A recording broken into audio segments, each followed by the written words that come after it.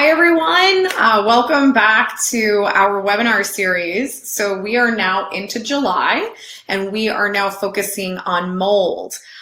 So we just came out of June where we talked all about Lyme disease, and when we're talking about Lyme, there is a big correlation with people suffering with that type of condition that also are dealing with issues with mold as well.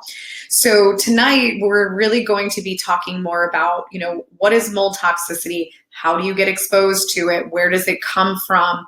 And how is it actually affecting the body? Because this is something that is not honestly very well understood. I think a lot of us think of mold toxicity as maybe a respiratory issue, maybe sinus issues, but we're not necessarily understanding the ramification that it has on our immune system, on our neurological system, and it's also, we're unaware of how it's affecting our hormones.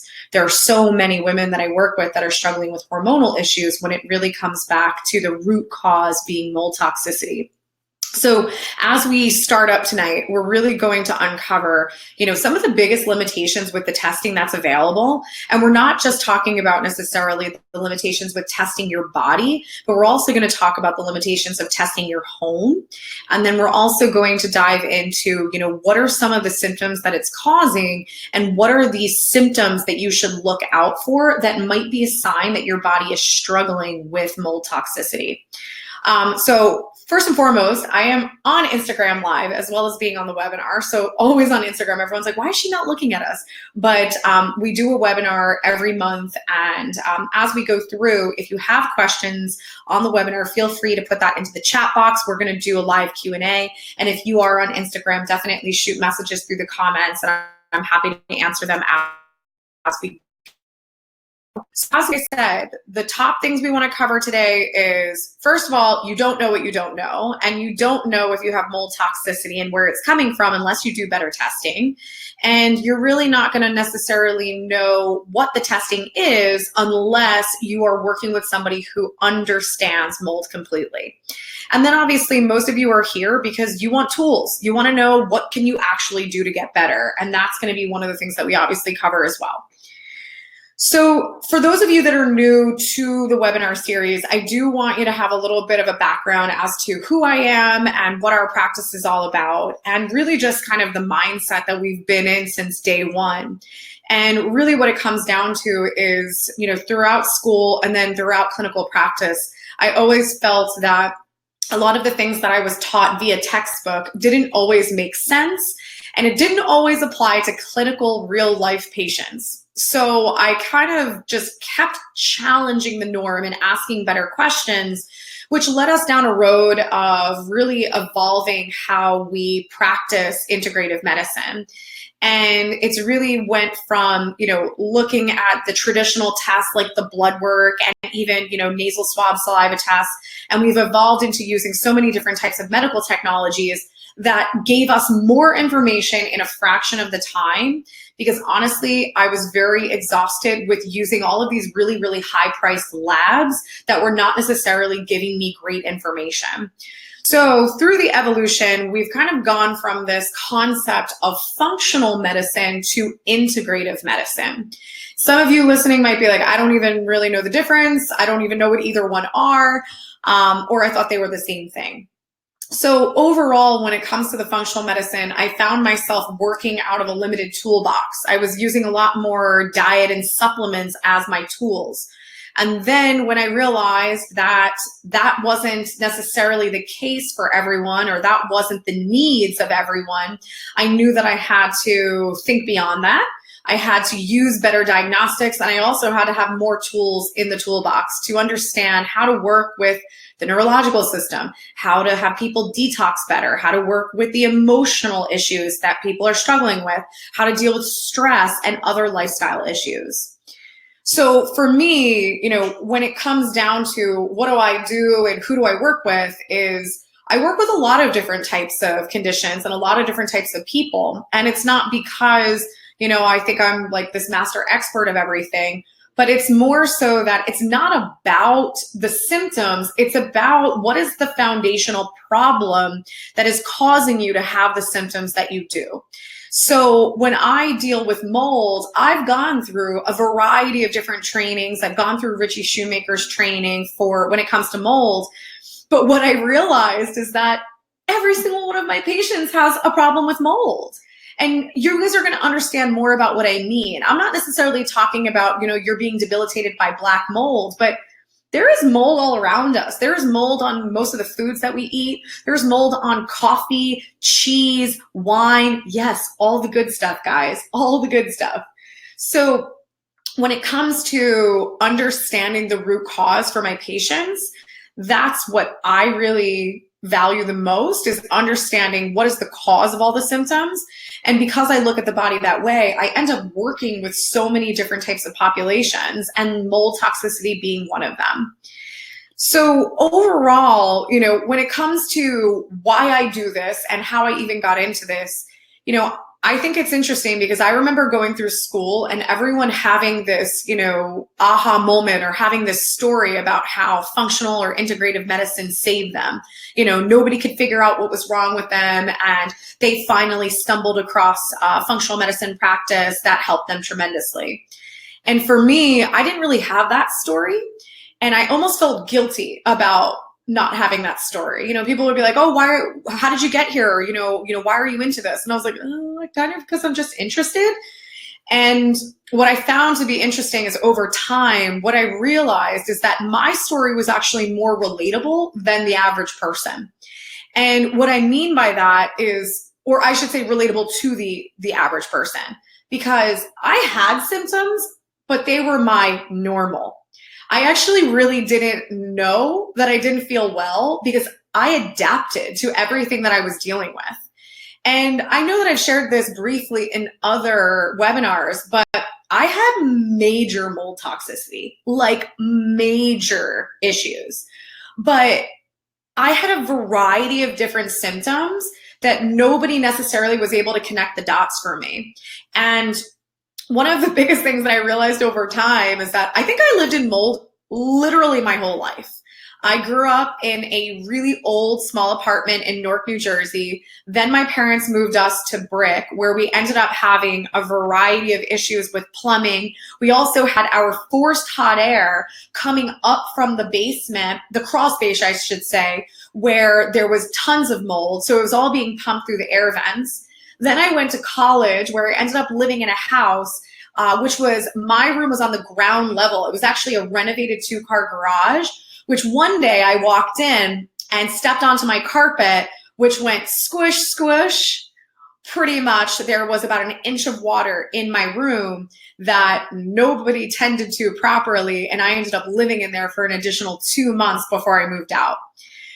So, fast forward, I had sinus issues. I snored a bit. Did I really have respiratory issues, bronchitis? No, I didn't really have that. But as I went through college, and then as I got into graduate school, I ended up having a boatload of hormonal issues. Actually, they were so severe to the point that I would actually start fainting around my menstrual cycle. And what's interesting is nobody was able to figure this out. Nobody was able to understand the bigger picture. And I did not have, fibroids or cysts or endometriosis. I didn't have any of that. What I actually had was a massive fungal invasion to most of my lymphatic system, my vagus nerve, which is what caused the fainting, in addition to some of the other organs of my endocrine system. So it's very, very interesting how that ended up affecting me. But I will tell you is I didn't just have mold. Mold was a big part of my puzzle, but I had a lot of other things going on. So when it came to later in life and came to my healing process is, I took all these supplements and I changed my diet and I tried to clean up my gut and I tried to do all these things. But before I really understood integrative medicine and understood the bigger picture of how the body works together, I was focusing on nutrients, and, detox supplements. And I didn't even realize that I never sweat. My body literally did not sweat. And that is one of the signs that your lymphatic system, your lymph nodes are completely congested and not allowing you to detox properly. So when I started to incorporate heat and infrared sauna into my regimen, that was a game changer for me. And what I realized is that this mold toxicity that I was exposed to was such a bigger problem because that was the culprit that congested these pathways, my lymphatic pathways. And the first time I ever went into an infrared sauna, by the way, in an infrared sauna, you're supposed to sweat within about 10 minutes if you have a healthy lymphatic system. It took me an hour and 15 minutes before I actually started sweating. So this was really an eye-opening experience for me when I realized, wow, this was a huge part of my health journey that I just didn't understand. And then it made me realize how many other people are dealing with this and it's not being addressed properly.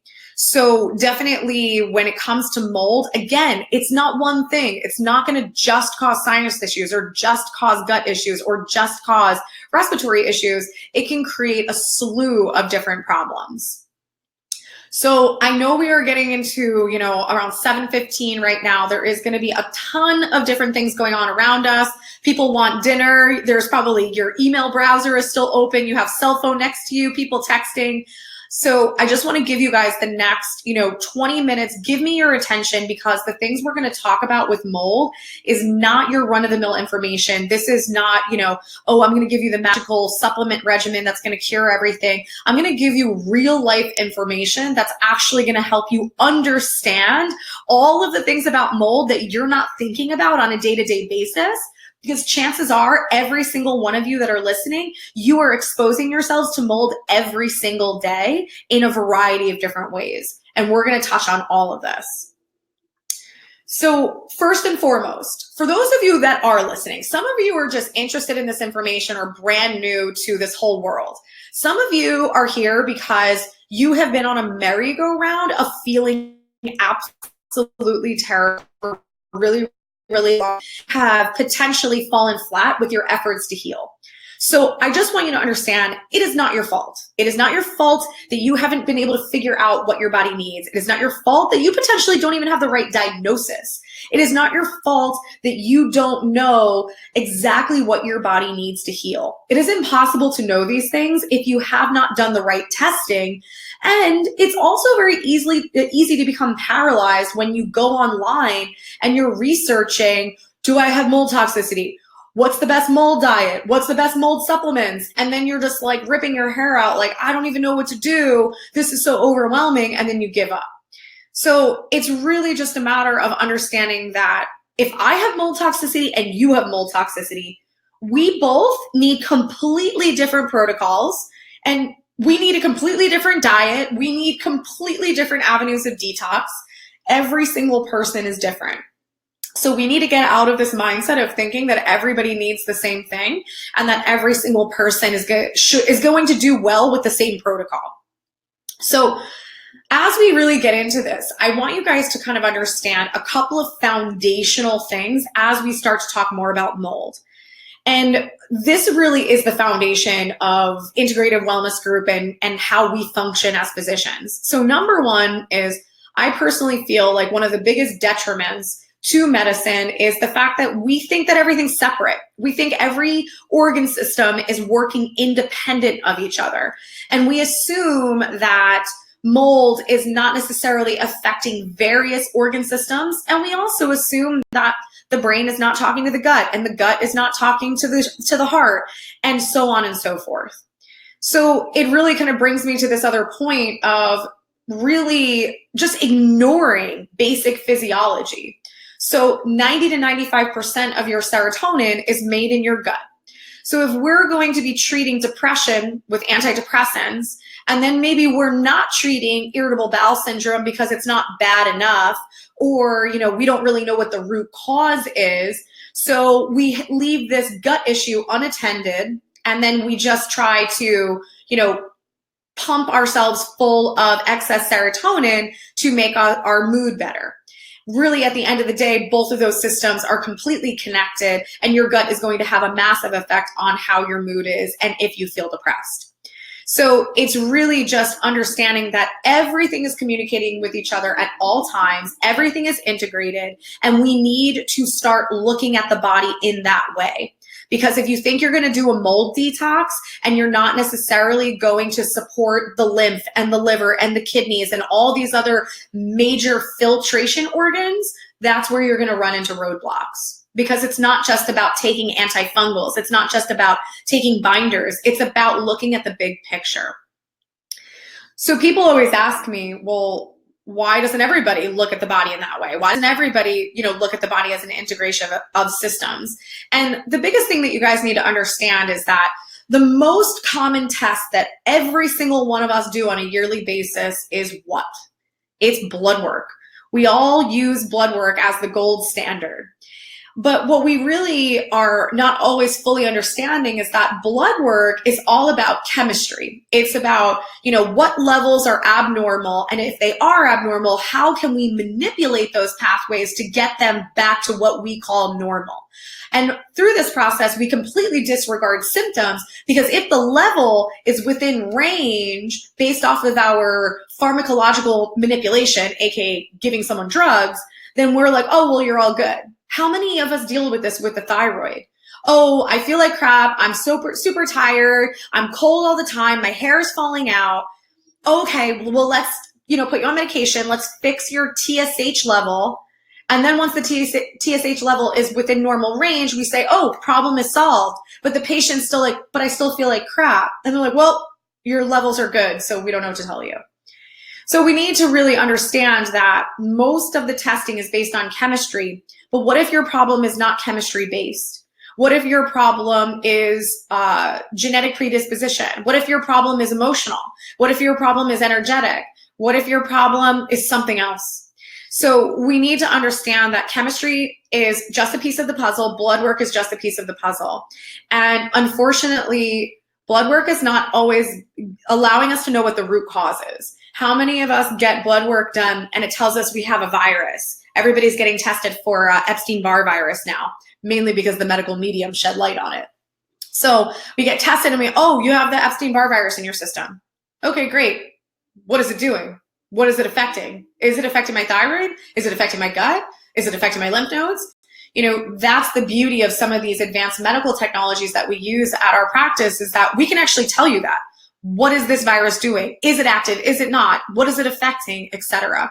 So medicine can be extremely specific with the right tools. Okay, guys, so let's get into the nitty-gritty of where the heck is this mold coming from. So number one is water damaged buildings.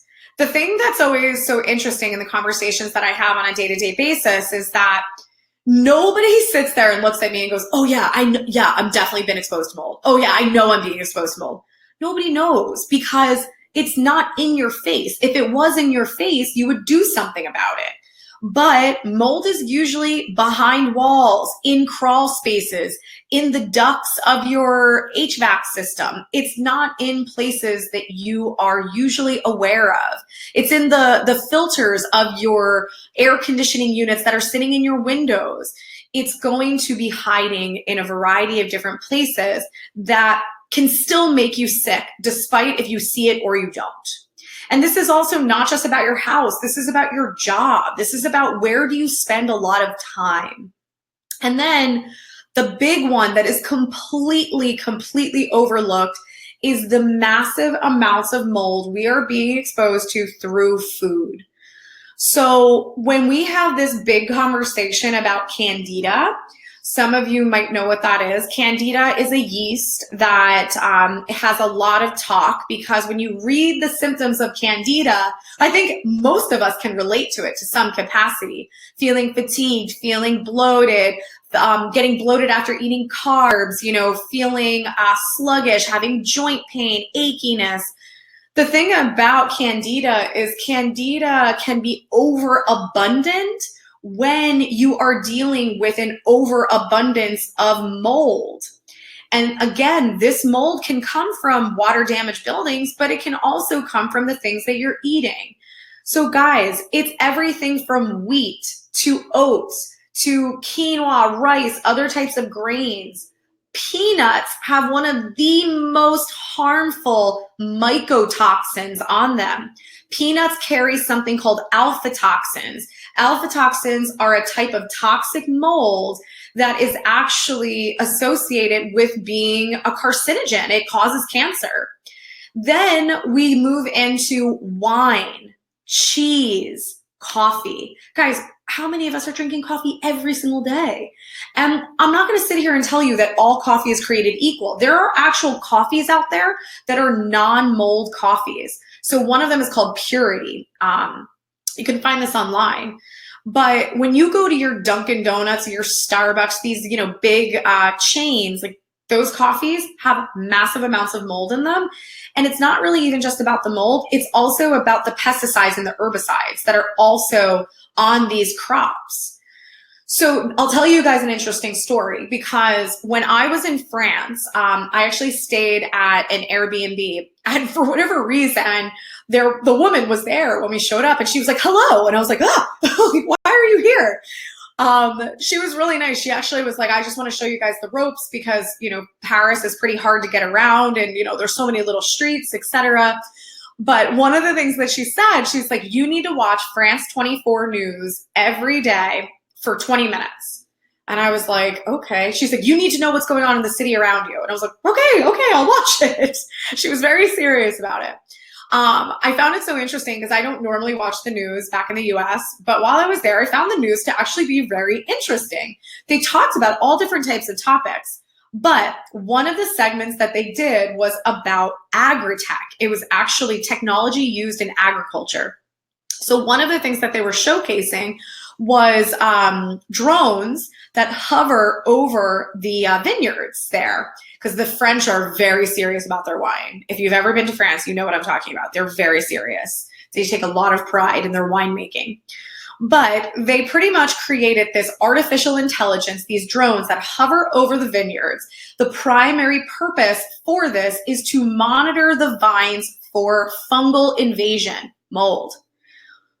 So as soon as it picked up on any type of fungus, it would alert the software, and then they would go in and rip out that portion of the vine so it didn't spread.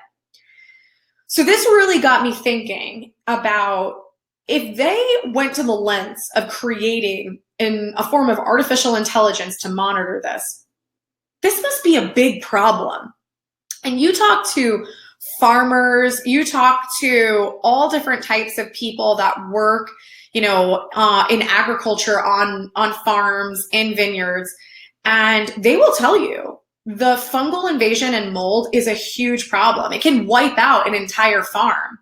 So if we are consuming the foods, the grapes, whatever that comes from these crops, we are getting exposed through the things that we're consuming on a day-to-day basis. And honestly, sometimes I have people that are like, oh my gosh, I can't tolerate gluten. Oh, I do so terrible with wheat, etc. And sometimes it's not that. Sometimes it's more the effects that they're having from the mold that is on the crop. This is also very, very common when people come up for a boatload of food allergies, and their food allergies range. Their food allergies are nuts. There's some seeds, and then there's wheat, and there's all these grains. Sometimes it's not about the food, it's about what's on the food. And that can definitely come back to different types of mold exposures. So the other one too that is very overlooked is antibiotics. So one of the most common molds that I see as a toxicity in people's systems is called penicillium. Penicillium is how they make penicillin, the antibiotic that's been around forever. It's also how they make ampicillin, amoxicillin. How many of you guys have been on amoxicillin? I think every single one of us have been on it at some point. So this is why they say, or not they say, but this is why when people take antibiotics, sometimes, especially in females, they get yeast infections, or you get fungal skin infections, or you get athlete's foot, or you get some other type of manifestation. It's because these antibiotics are made from mold. So if you have had a boatload of antibiotics in your life, chances are you have some level of mold toxicity from that exposure. So one of the things that I wanted to touch base on is Dr. Shoemaker's protocol. And I did this because some of you might know about the Shoemaker protocol and the Shoemaker testing diagnostics.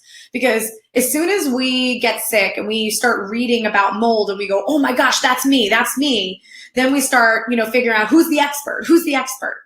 And Shoemaker has been around for a really long time, and he's been one of the main guys that is classified as the mold expert. So of course, for me, I wanted to learn from the expert. So as I was learning about his, all the blood work and the nasal swab to figure out if there's something called Marcons in the sinuses, I also came across his treatment protocol.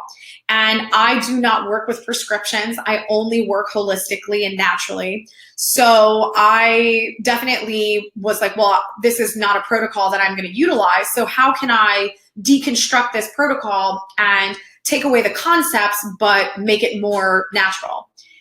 So what happened in my early days of doing this is that, I had patients that did well, and then there was other patients that didn't do well. And that's when we would refer out for the prescriptions, and we would refer out for the cholestyramine. We'd refer out for the BEG nasal spray or the VIP nasal spray. None of those people got better. I find that my journey with mold was quite the evolution. And what I mean by that is, first of all, nobody just has a mold toxicity and that's it. It's just not possible. And I'll tell you why. Number one is that mold/fungus loves to hang out with toxins. So you will usually find things like herbicides, pesticides, heavy metals, different types of chemical toxicities that are hanging out with the mold. The other thing about it is that mold is very immunosuppressive. So it suppresses the immune system, which then opens you up to getting other types of fungal infections like Candida. Also opens you up to getting bacterial issues, parasite issues, Lyme disease, a variety of other things.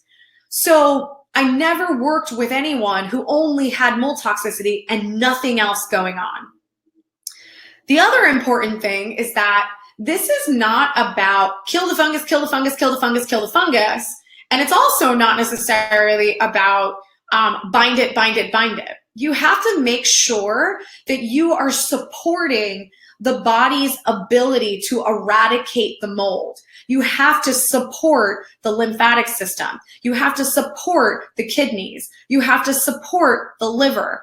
You have to support the gut. So what I mean by this is the person has to be pooping, the person has to be sweating, and the person also has to have properly functioning kidneys. If you don't make sure that those pathways are supported, this person is either going to get sick or they're not going to get better altogether.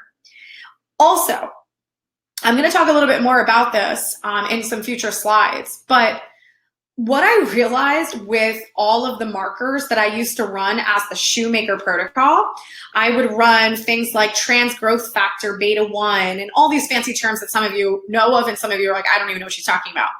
But the point is that a lot of these markers that I was taught were mold markers are not mold markers. They're immune system markers.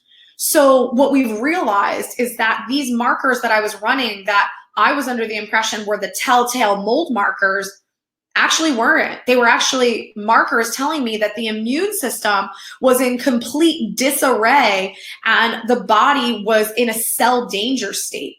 So yeah, maybe the cell danger state is because of mold, but what if it's because of a virus? What if it's because of a parasite?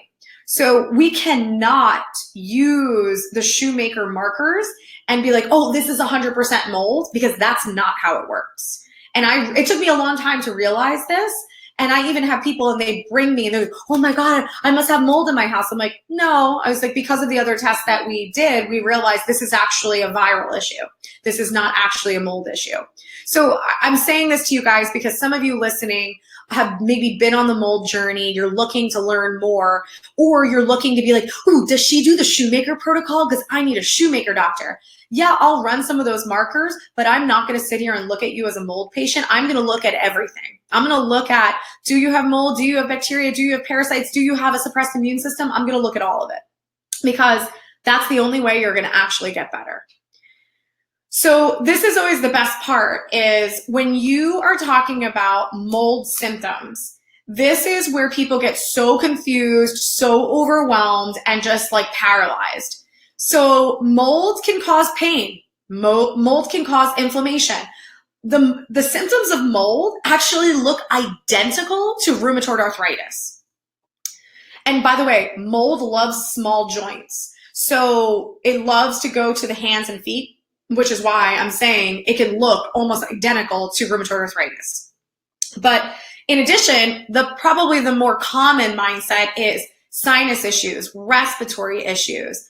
But the stuff that nobody's thinking about is how it screws up your pituitary gland and causes hormonal issues. Your pituitary also controls your urination, so you can have excessive urination. As men, you can have low testosterone levels, which can then lead to erectile dysfunction. You can have thyroid issues, and it's not because the mold necessarily shuts down your thyroid, but it's because if the mold is airborne, it gets into your glands and lymph nodes, which then creates a really terrible environment for where your thyroid sits, which is right in the middle of it. Then we can deal with brain fog. I have actually seen fungal invasion of the brain. And one of the things that I think I actually put in here, but in case I didn't, I was just at a brain conference, and a company called Fry Labs, F-R-Y, they actually just did a really long study. They did 2 populations. They did multiple sclerosis and ALS, Lou Gehrig's disease. And they actually found that multiple sclerosis was always associated with fungal invasion of, and this was over 500 patients, by the way. It was fungal invasion of the central nervous system. The weirder one was the ALS, Lou Gehrig's, was actually associated with algae invasion of the neurological system. So yes, this stuff is real, guys. Like, this isn't just like, oh, mold toxicity, that doesn't sound very common, or like, this is extremely common, and this is being associated with some of the most debilitating neurological conditions that exist. So that's obviously on a very grand scale, that you can have something with mold and fungus, but you can also have brain fog. You could have memory loss. You could have memory loss that becomes so severe over time that it turns into full-blown dementia. You could have gut issues. Yes, fungus can get into your gut. Mold can get into your gut. These are the people chronically bloated, constipated. They eat the littlest bit of carbs or sugar and their stomach blows up. Those are all signs of fungal issues in the gut. And then we have more of the topical issues: athlete's foot, hives, rashes, eczema, literally the list goes on. I even have seen some cases of seizures. Again, these are not people that mold was their only issue. There were other factors in the mix, but mold was part of their puzzle.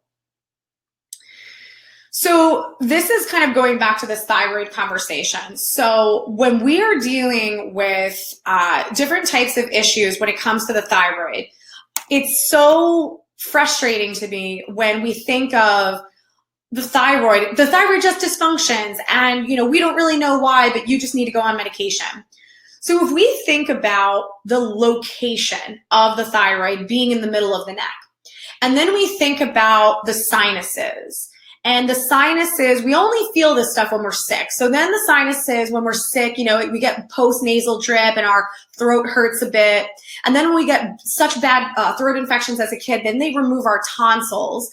By the way, your tonsils are the filter that keeps all the bacteria in your mouth and all the crap in your sinuses. It keeps it out of these lymph nodes and it keeps it away from your thyroid. So then you get your tonsils removed, and then everything just dumps directly into all the lymph nodes of your neck, and you literally then start to have thyroid issues.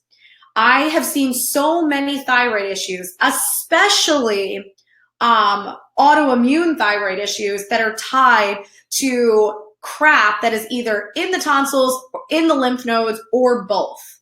So when you really think about an autoimmune thyroid condition like Hashimoto's, why is the immune system attacking the thyroid? It would make sense that it's attacking either a toxin a foreign invader or a bacteria around the thyroid, but your body just doesn't turn on itself for no reason. It's going to attack something that is foreign. So if you have mold that you are breathing in because of your environment, it's getting into your sinuses, which is then dripping into your throat, which is then getting into your tonsils, which is then getting into the lymph nodes, then yeah, your immune system is going to come to the scene. It's going to fight, cause a boatload of inflammation, and then that's going to lead to antibodies against the thyroid, and now you have Hashimoto's. So sometimes it's not about your thyroid, it's about what's happening around your thyroid. Is your thyroid in a bad neighborhood, essentially? I can't even take credit for that because that was one of my patients when I was explaining what was going on with her thyroid and how the sinuses were connected and there was all these different toxicities going on, and she had swollen glands all the time, tons of neck pain. And her husband's like, so you're saying her thyroid's in a bad neighborhood? And I'm like, that's exactly what I'm saying.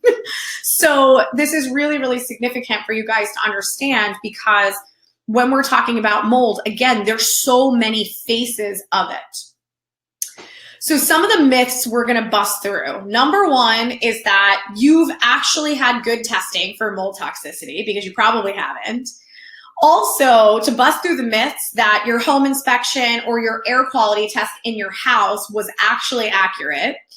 Also, that all mold is bad, because it's not. In addition, is that mold is always visible and detectable. This is a big one. Just because one person in the house is sick does not mean there's no mold in your house. So what I mean by that is I have a mom that comes in and she goes, I'm super sick. And then husband comes in and says, no, there's no possible way you have mold. We have mold in the house because I feel fine. I'm actually going to make you guys understand that. Mold is not necessarily coming from your personal products, because it is. And then also that your allergy to mold means nothing, because that's also not true. In addition, we're going to talk about antifungals, if they are even effective, and how mold also coincides with other types of infections. So first and foremost, so outdated protocols. So again, I'm not going to sit here and tell you that the Shoemaker protocols are completely outdated. I think the biggest point that I want to make about that is that these markers that are part of the Shoemaker protocol, like the TGF-beta1 is a big one. This is not only a marker for mold. So if you've had this tested in the past and it was through the roof and they told you, oh, you have mold toxicity, that's not how it works. So TGF-beta1 is representative of your immune system being under massive stress, that your cells are in a danger state. So this could be due to immunosuppression, this could be due to mold, this could be due to viruses, this could be due to so many things. So we need to do further testing to decipher, is this number elevated because you have mold or because of something else? The other thing too is the MSH and the VIP. These two markers come from your pituitary gland. So the thing about this is that if these markers are out of range because the pituitary gland is being affected by mold, then how is that affecting your thyroid? How is that affecting your other hormones like your estrogen, your progesterone, and your testosterone? How is this affecting your energy levels and your adrenaline? So when we're talking about these levels being out of range, again, this is not just like, oh, you have mold, end of story. This is, do you have mold? Do you have something else going on? And why is your pituitary gland so compromised? And then the VEGF, this is actually has to do with your vascular system. So this is vascular endothelial growth factor. I actually just had a patient today that we had this conversation that a lot of her mold exposure was actually due to massive amounts of antibiotics throughout her life from taking antibiotics for Lyme disease. And what has happened is that a lot of the mold has actually gotten into the endothelium of her vascular system. So just think of the lining of her blood vessels. So now she's dealing with all these issues with her blood pressure. She has heart arrhythmias. She's like, her cardiovascular system is in complete disarray because she's had fungal invasion of that system. So if you've been told you have arteriosclerosis or you have plaques, don't sit back and think that that's only cholesterol. That could be caused by fungal issues. It could also be caused by blood sugar issues.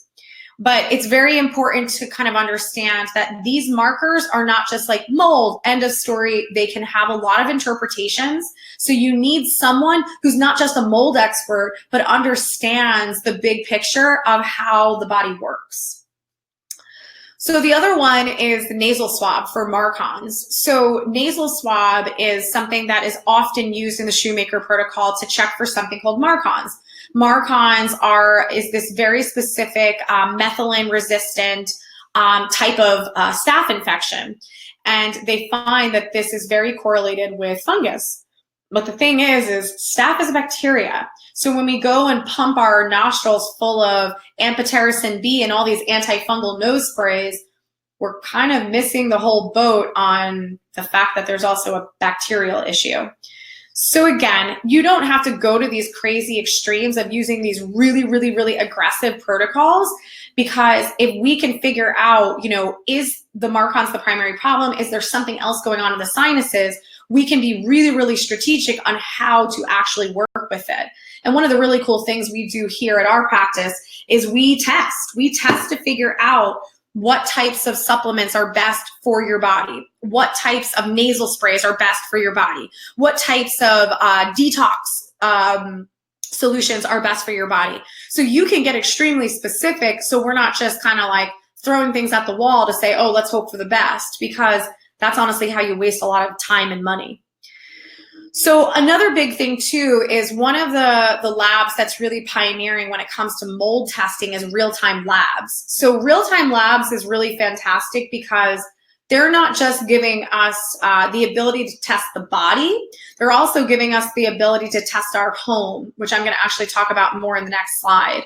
But they do a urinary mycotoxin test. I think that this is important for you guys to understand. It's not about mold, it's about, do you have exposure to toxic mold? And that's why this lab is testing mycotoxins, which are toxic molds that would be negatively impacting your body. So when you're dealing with real-time labs, they do have some very, very strategic ways to go about testing the body for mold and also testing for mold. So this is definitely probably the most confusing for people, and the most overwhelming is when they do their own research, they maybe go get some testing and they find out mold is part of their health issues. And then they start panicking, oh my gosh, do I have mold in my house? Like, how do I get it out? What do I have to do? And then they get an air quality test. So they go and they measure the amount of mold spores in your home and they compare it to the amount of mold spores outside. So the big thing that you have to understand about this is that it's not about the abundance of mold, because there are plenty of molds that are not harmful. And there is molds and pollens on like every tree, branch, bush, grass, whatever. So if we're trying to compare inside to outside, chances are we're not going to get very good information. But I will tell you this, is that when you are trying to test your home, you need to not test for the abundance of all molds. You need, Pappy's barking, it's the witching hour. You need to test for toxic molds. So one of the tests that's offered through real-time labs is an environmental swab test. So what you do is, if you have no idea where the mold is, that's okay. You actually take your vacuum through your home, and then you swab the vacuum filter and you send that out to be tested. If you do have an idea, if you're like, oh, I think it's coming from the vents, I think it's coming from the basement, I think it's coming from wherever, the bathroom, you can swab those areas and test it that way. But again, it's about testing your home for toxic mold. It's not about just testing for the abundance of mold. And having that tip about the vacuum is really great, because you don't always know where the mold is. And it doesn't mean that you're just screwed. It just means that you can take that, sample through the home and swab the filter to at least get some better quality information. And then the last thing too is one of the women that I work with that does some of our mold inspections, she has a technology called an Instascope. I actually never heard of it before working with her, but the Instascope is something that is a technology that reads room to room, that has the ability to pick up on VOCs, which are different types of toxic compounds that can come from, carpets and off-gassing of furniture and things like that. And it also has the ability to pick up on mold spores. So she usually will use this technology in conjunction with these other types of swab tests. But the Instascope is something that you can always research in your area to see if somebody is doing some of that advanced testing. So this is a really interesting story. I had a patient who had really, really severe ulcerative colitis. She just had tons of pain, tons of spasms, tons of bleeding. And she went through a conventional treatment originally. So she was taking all different types of medications. She had to take a lot of antispasmodics because she was in such debilitating pain when she had a flare. And then traditionally with ulcerative colitis being classified as an autoimmune condition and obviously being a highly inflammatory condition, they give you immunosuppressants. And the immunosuppressants shut down the immune system, which then will shut down the inflammatory response, which is why it helps people to feel better. Unfortunately, she was running through so many immunosuppressants. She was on Remicade. I think that she ended up on Humira. She was on all these different types of immunosuppressants because she kept developing antibodies to them and they stopped working. So she finally was like, you know what, I need to figure something else out and see if there's more to the story here. So she went to a functional doctor. She didn't come to me right away.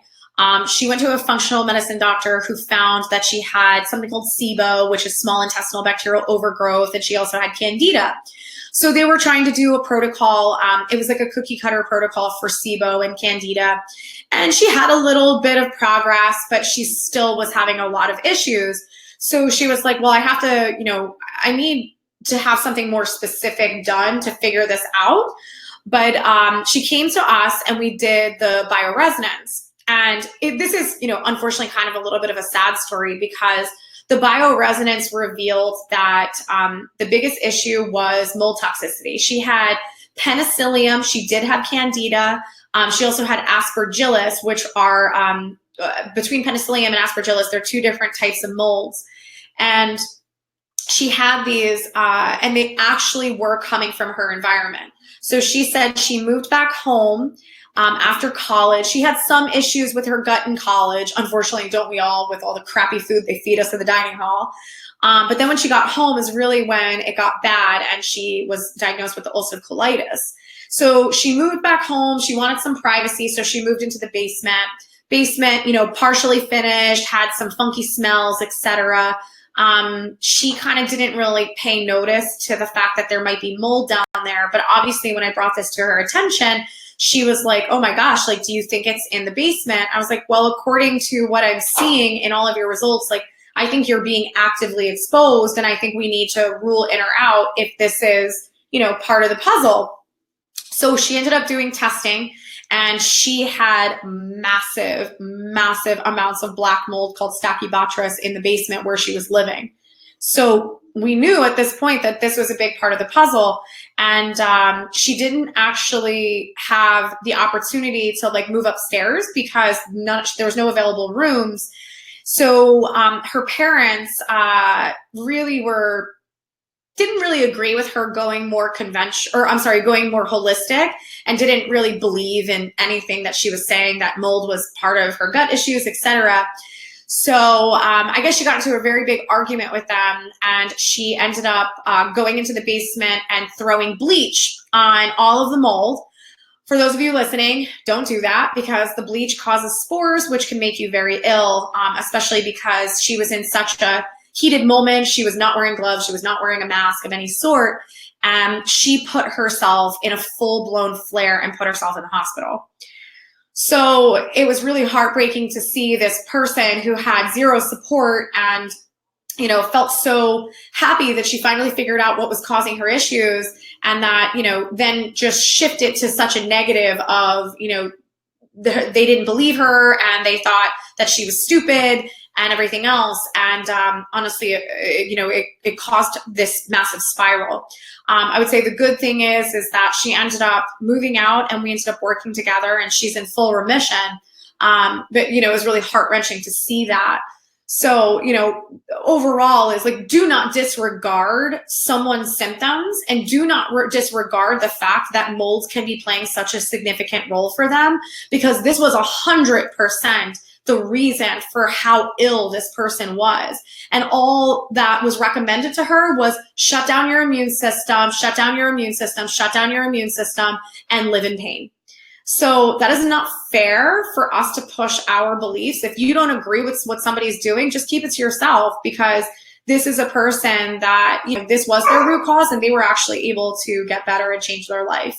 And, I hear these things too often of, family members and friends not being supportive to people on their health journey of, ooh, when are you going to eat normal again? Oh, you look miserable. It probably is because you can't eat gluten. And it's just like such a funny thing to me, because then these are the people that feel like shit every day. But that's just my opinion.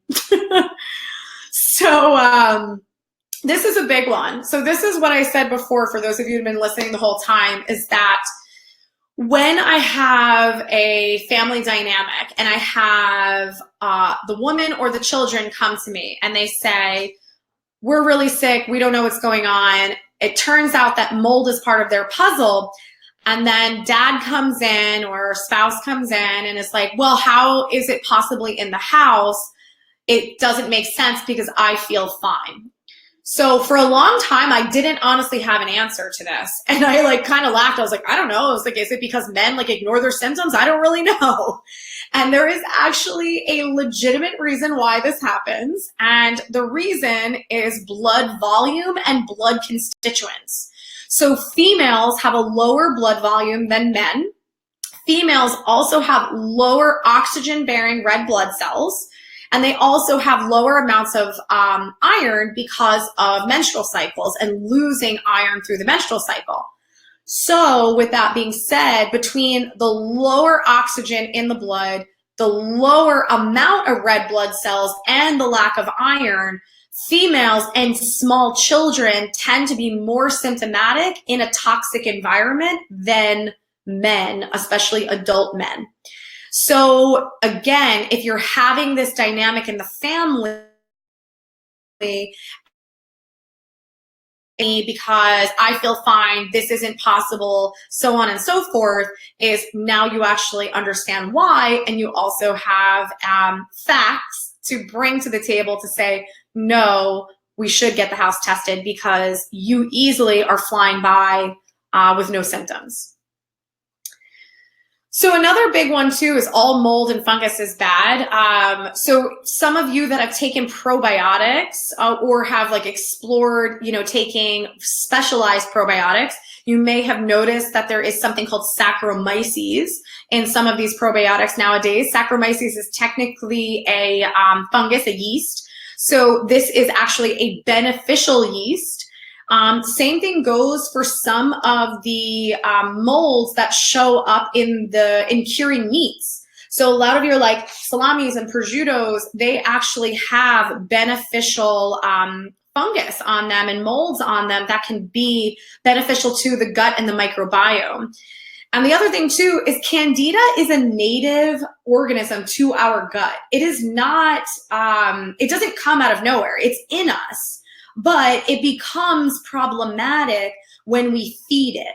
And if that's because we feed it with antibiotics, if it's because we feed it with sugar, that's when Candida becomes a problem. But nobody's going to be Candida free because Candida technically is supposed to be part of our gastrointestinal system. So for the women listening, this is really important for you guys. The last time I talked about a moldy vagina, I had a standing ovation at a female event, which I thought was kind of comical. But one of the big things that you have to understand about mold is we talked earlier, for those of you that have been listening the whole time, about the foods that are associated with mold. And we talked about it's part of the growing process. Peanuts grow with alpha toxins. There are all different types of mycotoxins. One of them is called deoxyribotoxin. That is going to be a mycotoxin that's on a lot of your corn, your soy, your wheat, all of that. So the other thing that grows with susceptibility to fungus and mold is cotton. So what are your tampons made of? Cotton. So when I first started using one of our technologies called the bioresonance, I remember seeing different types of molds come up in the vaginal tract. And I was like, what the heck is this about? Like, this is bizarre. And what I realized is that it was exposure from molds that are on cotton in the tampons that women are using on a monthly basis. So if you have chronic yeast infections, or even I should say bacterial vaginosis, because they're very tied together. But if you're having these chronic yeast issues and nothing is getting it better, then you might need to think about, is it the fact that it keeps coming back because of the tampon use? And, you know, organic tampons can definitely be a better option, but it's actually better to find an alternative. One of the things I recommend is the Thinx underwear. It's THINX. So that's a really great alternative instead of using the tampons. So your allergy to mold means nothing. So one of the things I always laugh, because when people do my consultations, they're always like, what is all these questions she's asking? So I ask people, I'm like, have you been exposed to mold that you know of? Oh no, absolutely not. No possible way. Do you eat foods like this, this, and this? No, I steer away from it. I haven't eaten that in years. Do you use tampons? No. And it's like, no possible way. I've never been exposed to mold. And then I'll be like, oh, are you allergic to penicillin or amoxicillin? And they're like, oh, yeah. I've been allergic to penicillin since I was 5. I'm like, well, you've been moldy since you're 5 then. So the thing about it is, again, penicillin, amoxicillin, ampicillin, these antibiotics are made from penicillium mold. So if you have had toxic mold in your body very, very early on, then you will develop an allergy to penicillin or any of these antibiotics. So the only way you develop the allergy to mold or dust or penicillin is because you have that toxicity in your body. And the same thing goes, if you have an allergy to peanuts, you might actually have an allergy to mold because there is that very specific alpha toxin that is on peanuts. So it's important to understand that some of these allergy type reactions, these environmental allergies, they might not be like, oh my gosh, I'm allergic to this tree and that grass and this flower. It might be the mold on these different things. So overall, one thing too is you might be thinking, well, if 5 years old, how the heck do you get mold exposure? So number one is the exposure can come if mom has had mold toxicity in her body, but there is a lot of different types of molds and fungi that are in vaccines as well. So that is definitely can be part of the puzzle. So the big one is that mold is going to affect everybody the same way. So we've already talked about this, but one of the biggest culprits for hormonal issues that cannot improve is mold toxicity. And one of the most common diagnoses or conditions is polycystic ovarian syndrome. And the reason being is because the mold compromises the pancreas, which compromises the ability to regulate sugar, because one of the known things with polycystic ovarian syndrome is insulin resistance. So the fungus mold affects the insulin, which then causes insulin resistance, which then starts to create a cascade of issues with the hormones.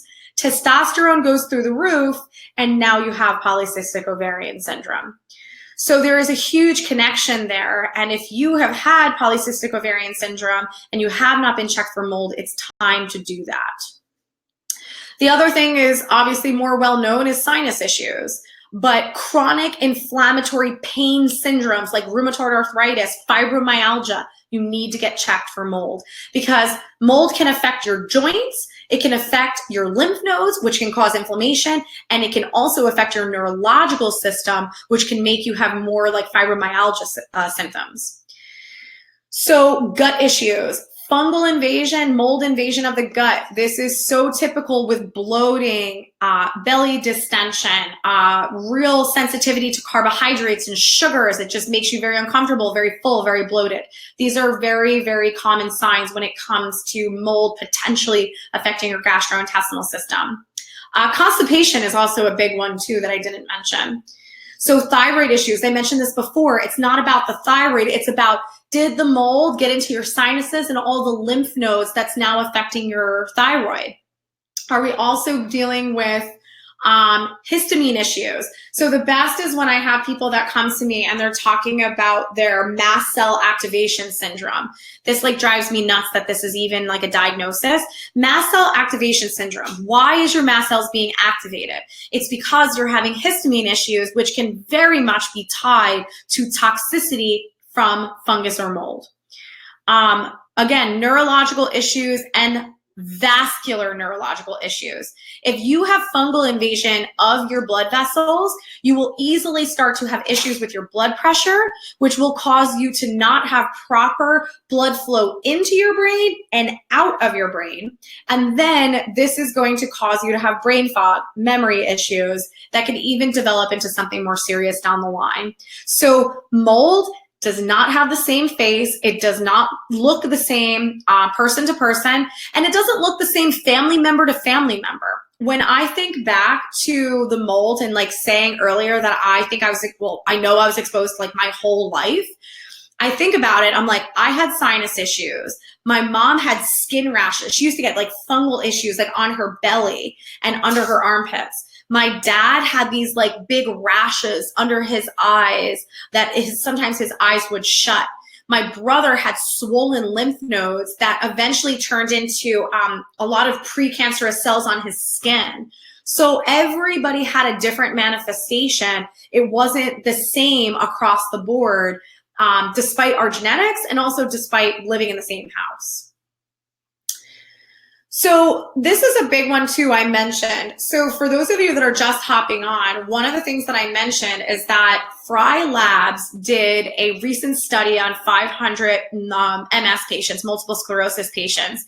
And what they found is that there was antibodies to this thing called chitin, however you say it, which is actually not normally found in humans, but they were finding the antibodies to it in humans. This is a fungus. So what we're finding is that fungal invasion of the nervous system is actually a huge tie to multiple sclerosis in over 500 patients. The other factor here is that the fungus invaded the veins of the neck, which caused the brain to have the energy to draw stuff out, which then caused to further neurological degeneration. So it's very, very important to understand that it's not just kill the mold, kill the mold, kill the mold, bind it, bind it, bind it. It's about getting the lymph nodes to work again, getting the vascular system to work again. We need to fix these issues so that we can actually promote better drainage away from the brain. So the other big one is mold is never the only problem. I work with so many different people, and unfortunately, mold, fungus is a huge part of the puzzle for so many people, and it's because so much of it comes from the food that we eat, the beverages that we drink on a day-to-day basis, like coffee, some people wine, but I'm never necessarily seeing that mold lives alone. It usually is living amongst other types of fungi. It's usually living with other types of bacteria. And the big one is toxins. It definitely has an affinity to bind up with different types of heavy metals, mercury, aluminum, cadmium, chemicals that come from plastics, chemicals that come from food like pesticides and herbicides. So there are so many other factors to consider to make sure that you can actually get better. So I've said this already. It's not just about killing the infection. It's about considering how well are your tonsils working, if you even have them. Are your lymph nodes working? Are you sweating? Do you have fibrocystic breasts because all your lymph nodes of your armpits are blocked? Do you have swollen lymph nodes in your groin because those lymph pathways are blocked? Are you missing an appendix, which is another immune system organ? Is your spleen inflamed? All of these pathways have to be supported to be successful on getting rid of this infection. So again, don't just necessarily think that these antifungals are going to be the end all be all. It's about the bigger picture of how well your body's ability to flush the bad stuff out works. So this was a patient that I had, 35 years old, struggling with weight loss, diagnosed with polycystic ovarian syndrome, also diagnosed with endometriosis, which is excess lining around the uterus, also had brain fog and memory loss. So turns out that this, as a child, this person had tons of ear infections, was on a ton of antibiotics in the penicillin family, also had a lot of sinus issues, vaginal yeast infections, and stomach aches. So we're talking penicillin, mold exposure, sinus issues, probability of mold exposure, yeast infections, fungus, maybe yeast, maybe fungus, maybe mold. We don't know yet because we have to do testing. So as we get into it, there's a lot of other pieces of the puzzle that unfold. So number one, patients shaky and lightheaded without eating. So this makes me think there's something wrong with the pancreas. And like I said before, polycystic ovarian syndrome is very, very tied to having problems with blood sugar and insulin. So, okay, now we know there's a pancreatic issue. Patient also said, I don't sweat, I work out, I kind of just like sweat a little bit on my cheeks, but I don't really sweat.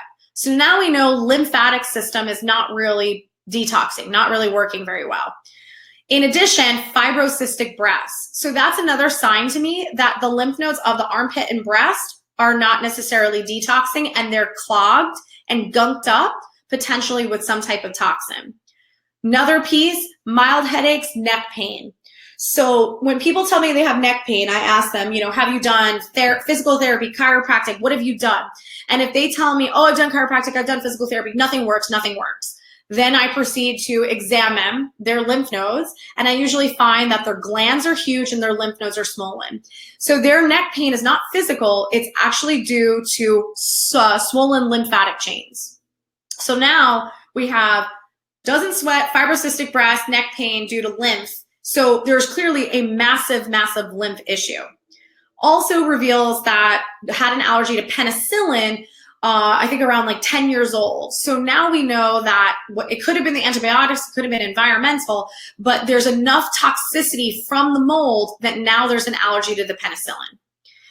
Also started to have fainting spells around the period. So now we know that there is neurological involvement because the fainting spells are due to the vagus nerve. Brain fog, concentration, another neurological layer. Vaginal dysbiosis, swollen glands in the groin. So AKA fungus in the vaginal tract, can't get rid of it because those lymph nodes are also not working in the groin. And then on top of it, there's pain at the bottom of the sternum, which is right where the pancreas lives, which is associated with the blood sugar. So moral of the story is that this patient ended up having things going on in the gut. Part of what was going on in the gut was fungus from mold exposure, and the other big one was parasitic infections. So we had parasites as well as fungus that was affecting the pancreas, throwing off the blood sugar. And then because the fungus was not just from the antibiotics, it was also in the environment of her job that she was at for 15 years, then that was another sign that that's why all the mold was going in through the respiratory system and then getting into the lymph nodes. So this was causing massive lymphatic congestion, which was then leading to the brain fog. It was also leading to the abnormalities with the menstrual cycle. And it was also not allowing the body to eradicate the toxicity out of the neck area, out of the groin. So there was a huge snowball effect that happened for this person. But again, this wasn't just about, oh, let's use antifungals to clear up the mold issue. or better yet, let's not just like leave your job and then your problem is solved. It's more so we need to get these detox pathways working better again so that your body can actually be equipped to filter the bad stuff out. So I think that's really, really significant too, is that just because you figure out, oh, the mold is in my apartment, I'm going to move out, does not necessarily mean that your health problems will be solved, because sometimes your body needs support with flushing it actually out. So if you haven't figured this out yet, I'm here to tell you, you don't know what you don't know. It's impossible for you guys to piece all of this together by, researching on Google or following bloggers and everything else. And also too, it's impossible for you to know what's going on with your body if you haven't done better testing. If you haven't been able to be evaluated for, do you have other infections in your gut? Do you have, mold issues? Do you have lymph node issues? You have to piece all of this together to really figure out, what is the culprit as to why your body is not healing. And I think a big thing too is that we need to also stop accepting our new normal and blaming it on like aging and bad genes, because so many of us are literally just thinking like, well, I feel like crap, I don't sweat, my sinuses are clogged, I'm super tired, I can't lose weight. And we're just like, well, it's just, this is it for me. This is my normal now. I just got to adapt to it, which is not the case. It's really just about getting better information about your body. Another big thing is, like, for those of you that have been listening the whole time, if you haven't realized, none of those patients that I talked about looked like the textbook. First of all, the textbook doesn't even acknowledge that mold toxicity is a real thing. That's like first and foremost. But secondarily is, if you are looking at, just the research from Dr. Shoemaker, and you're like, oh, okay, well, let's just use these binders and, these antifungals and call it a day. That's not always going to give you results. And it's because most of these patients are not this textbook mold patient. They usually have a variety of things going on. So the big thing is like, okay, great information, Dr. Nicole. How the heck do we fix all of this? So one thing that I want you guys to know is that I have kind of transitioned from this concept of functional medicine to integrative medicine. And the reason why I've done that is because functional medicine is a lot of really amazing testing that's going to give us better information to decipher the root cause. But what I found is that I had limited tools in the toolbox. So when it came to functional medicine, from what I was taught, it was all about diet and supplements. And especially with my mold patients. When I started to understand mold and I started to run into these roadblocks, that is one of the biggest reasons I started to understand integrative medicine, because what I realized was that when you're truly dealing with a mold toxicity, I'm sorry, diet and supplements are not going to cut it. Like, never going to cut it. You need to support all the avenues of detoxification. And sometimes that means using infrared sauna. Sometimes that means using lymphatic drainage. Sometimes that different types of detox therapies like detoxification foot baths. Like, those are some of the therapies that I found to be extremely effective when it comes to mold. So I moved into this world of integrative medicine to have more tools in the toolbox so that I didn't run into roadblocks with my patients. And I can't even tell you, like, I remember like feeling so intimidated by mold because I felt like it was so hard to fix, because it invades so many different tissues. And then what if the person's being exposed and everything else? And when I was able to truly understand the lymphatic system, and I was truly able to understand how the body detoxes, I was like, oh my gosh, this is actually not that difficult at all. And, these people don't need to do these crazy $50,000 renovation or remediations to their homes. Because if their body's ability to detox actually works, then their body becomes resilient again. And I think that that's really empowering for those of you that have been trying to deal with this mold issue for a really long time, is that if you have the right tools and you understand the bigger picture, like, is there other things going on? Your healing process can actually be pretty I don't want to say easy, but it can be pretty quick, and it can also be really, really effective. So one of the big things is, how does it all work? Do you take insurance? That's always the big question. So I definitely think that insurance, or I should say healthcare, is going in a better direction. Insurance is going in a better direction. We're not 100% there just yet. Most people that we work with are using their insurance for all of their labs, like their blood work, and we do very, very extensive blood work. But definitely when it comes to some of the other types of services and consultations, we are out of network. And we do that because we need to spend time with you. Like, I went through so much information tonight. I cannot ask better questions in 15 minutes. And honestly, when you're dealing with insurance, that's all that you're allowed as a doctor. I can only spend 15 minutes with you as an in-network provider. So I choose no. I choose to spend time with you. I choose to ask better questions. I choose to dig deeper. I choose to actually be able to figure out what's going on with you. And obviously people have the luxury of using out-of-network coverage and their flex savings accounts and health savings accounts. But, you know, I really think that healthcare, the more that we demand it, is going to go in the better direction of having more things covered. But right now we choose to serve you and not necessarily your insurance provider, because I also am not going to have somebody tell me what they think is best for you or what they think is medically necessary, which is always very interesting. But one thing I'll say too is that, you know, I find this conversation comes up all the time, is if you value your health, do not have people tell you that you can't invest in it. Because, you know, I find it so interesting. It's like, I value my health. Like, I value food. And if you saw the amount of money that I spend on that, you would be like, oh my God, that's crazy. But then there's other people that value like iPhones and really fancy technology and all that. Like, I don't walk into somebody's house and be like, oh, you're an idiot. Look at that huge TV you have, and look at all this stupid technology. Like, oh, real good job with how you spend your money. Like, that would be crazy to do that.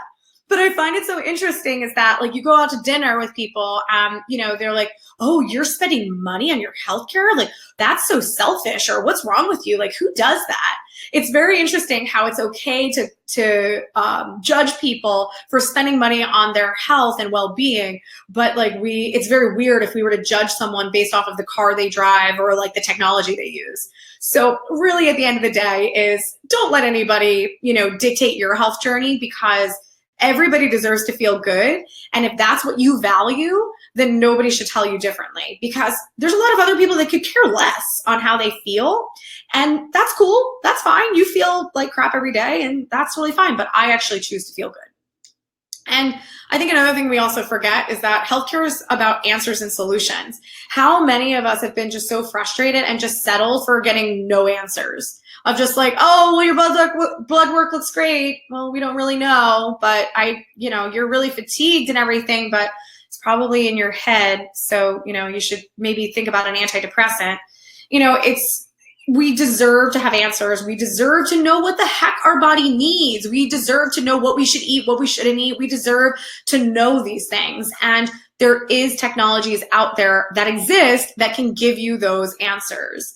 And that's really like some of the things that we do now. Is like, I don't do tons and tons and tons of lab tests, because I found that they're very expensive and they don't always give me a lot of information. So we've opted to really learn and evolve over the past few years. And now we do a variety of different tests that look down to the DNA level. Our bioresonance technology is literally analyzing DNA, picking up on foreign DNA. So foreign DNA can be the DNA of fungus. It could be the DNA of parasites, the DNA of bacteria.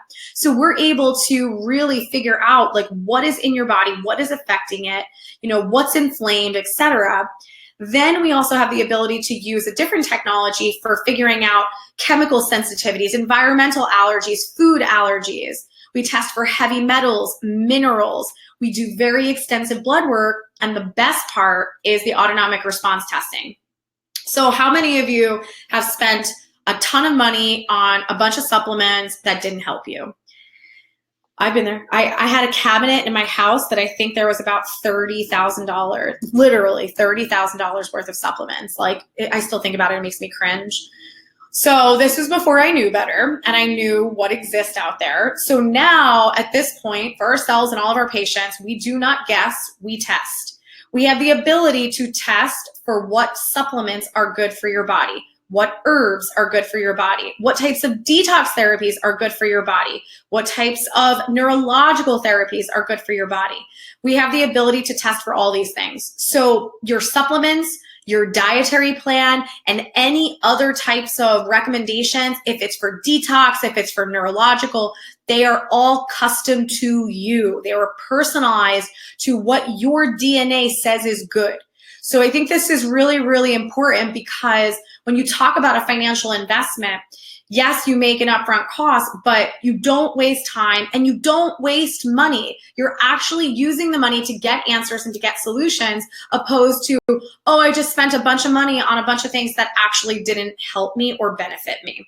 And I think that that's really the way that we should be thinking about medicine. It's about really trying to, not waste time and not waste money and be as specific as possible.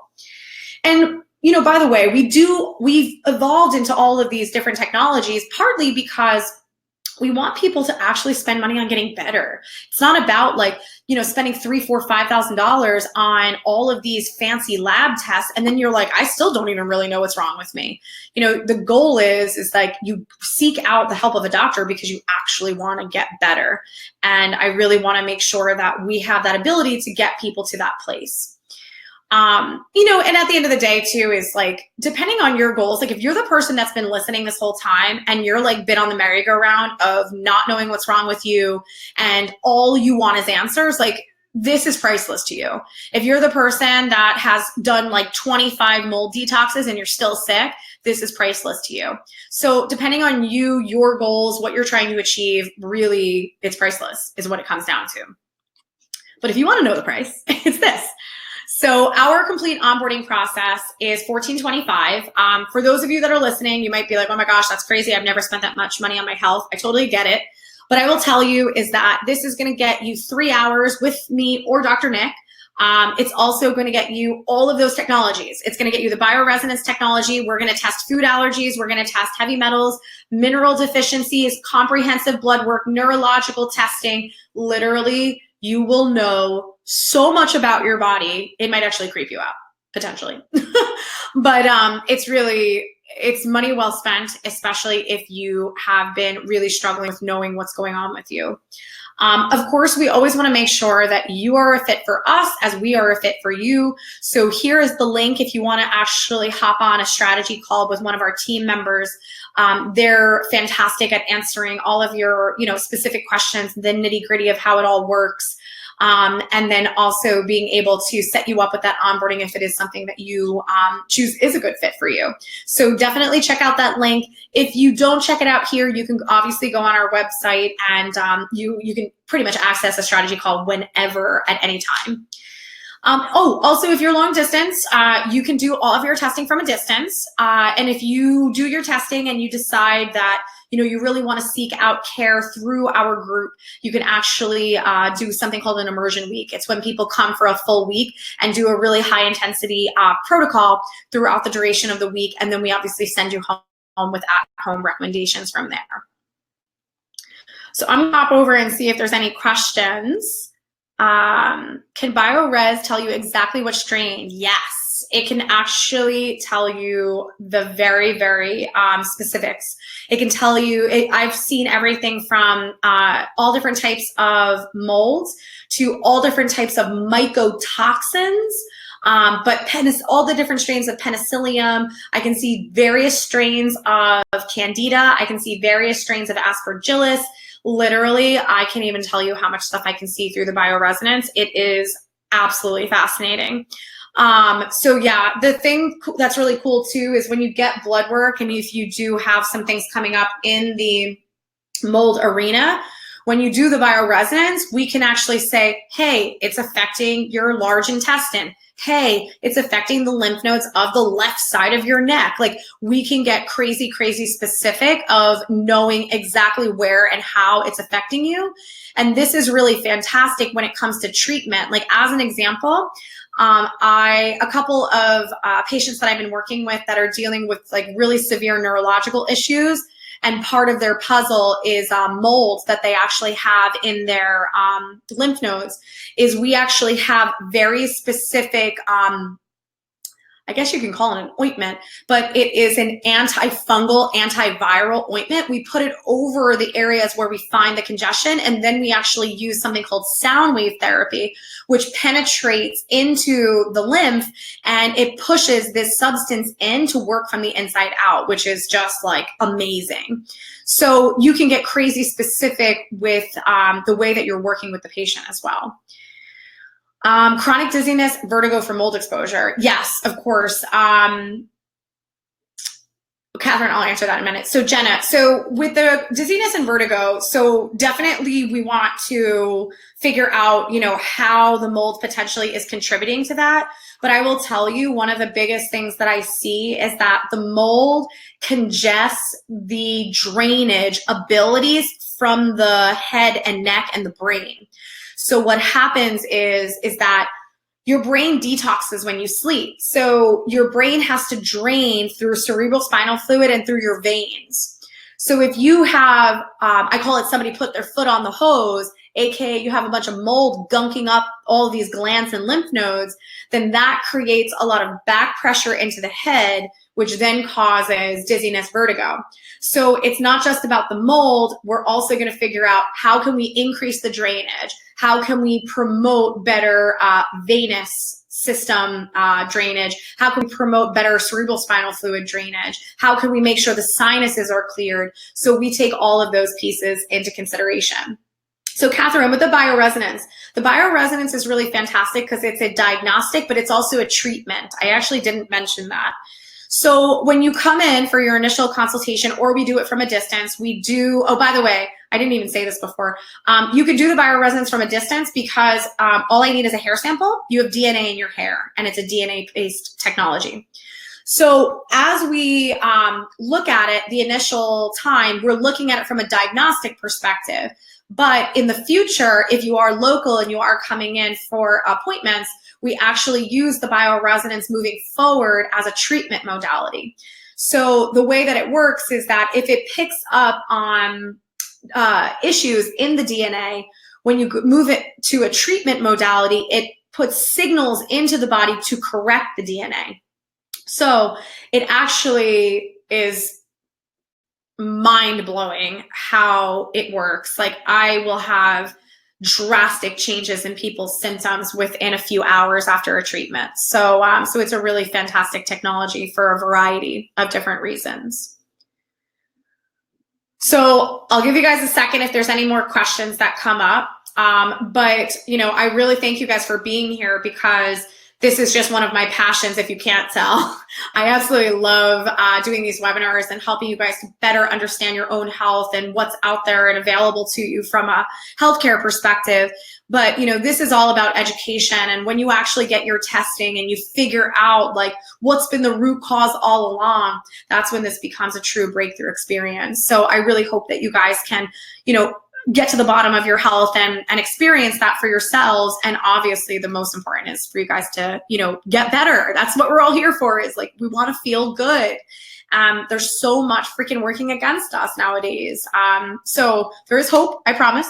But we're going to be talking about more and more topics throughout the month in reference to mold. So definitely keep an eye out. I think for those of you that have been here tonight, you are going to get emails about the rest of the series.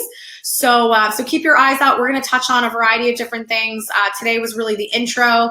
I know it's an intro, but we went through so much. But if you're looking for anything more about mold in reference to very specific conditions, you can also check out our website, because we have a ton of podcasts that I've done on mold as well. I know one of the most popular podcasts is how mold is related to testosterone decline, which is obviously something that not a lot of men are aware of. So definitely check that out there. Thank you guys for being with me. Cynthia, we are located in Belmar, New Jersey. And like I said before, is you can work with us from a distance to get, you know, obviously some answers. And if you decide treatment with us is your best option, then you could always come for something called an immersion week. But I hope you really enjoyed the information. I hope it didn't like completely blow your minds. If it did, I hope it did it in a good way. But I will see you guys next week, and share this with your friends and loved ones. I'm definitely, the biggest thing is getting this information out for the people that need it the most. All right, guys, I'll see you then.